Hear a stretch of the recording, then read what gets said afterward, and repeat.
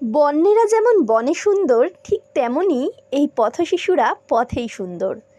সম্প্রতি সুপ্রিম কোর্টের নোটিশটা নজরে এসেছে, আর বহুদিন ধরেই ভাবছিলাম এটা নিয়ে একটা ভিডিও করি, তাই ফাইনালি আজকে ভিডিওটা বানিয়ে ফেললাম। পথ কুকুরদের নাকি আলাদা শেল্টারে নিয়ে যাওয়া হবে। যদিও এই নিয়ে অনেক আন্দোলন চলেছে, অবশেষে স্থগিতাদেশ এসেছে, কিন্তু এটা কি মানা যায়?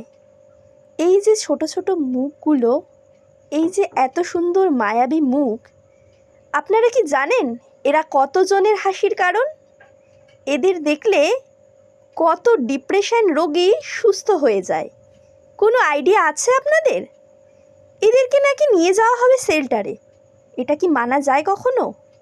কখনোই মানা যায় না।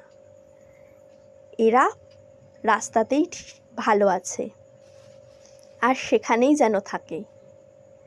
পারলে এদের একটু আলাদা করে যত্ন নিন। সহজে কিন্তু এরা কামড়ায় না। আপনি এদের পিছনে লাগলে তখনই এরা প্রতিরোধের জন্য কামড়ায়। সকলে ভালো থাক।